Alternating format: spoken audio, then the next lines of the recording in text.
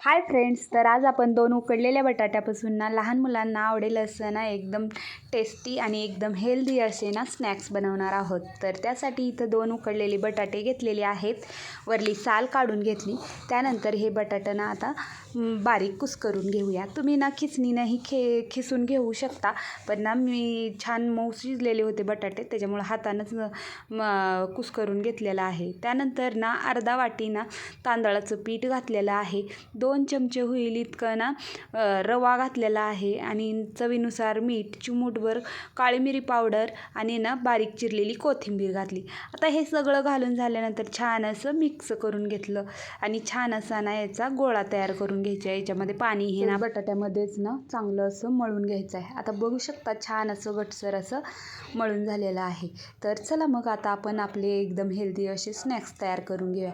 असे छोटे छोटे ना गोळे तयार करून घेतले आणि थोडंसं रोल केल्यासारखं करून वरून खालून दाबून ना असे छान असे स्नॅक्स तयार करून घ्यायचे. आता बघू शकता या पद्धतीनं मी ना असं सगळे स्नॅक्स मी तयार करून घेते. तर एकदम सोप्या पद्धतीनं बनतात आणि अगदी कमी साहित्यामध्ये तयार होतात. तर बघा याच पद्धतीनं मी सगळे स्नॅक्स तयार करून घेतलेले आहेत. दुसऱ्या साईडला ना तेल ठेवलं होतं मी गरम करायला.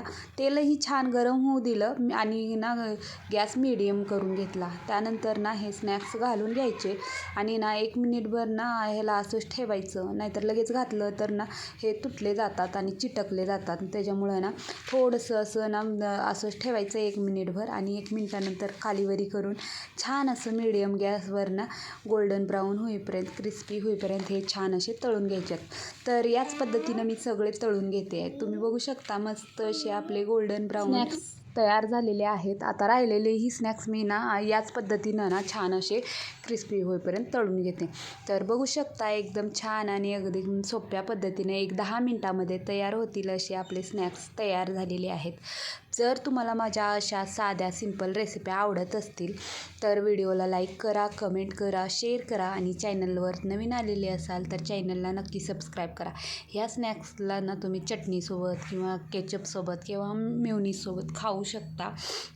आणि रोज एक प्रश्नच असतो मुलांच्या टिफिनला काय बनवावा, तर तुम्ही असे स्नॅक्स बनवून देऊ शकता. तर एकदम हेल्दी पण आहेत आणि अगदी 10 ते 15 मिनटामध्ये तयार पण होतात. तर चला मग भेटूया आणखीन एका अशा साध्या सिंपल रेसिपीमध्ये. तोपर्यंत बाय बाय.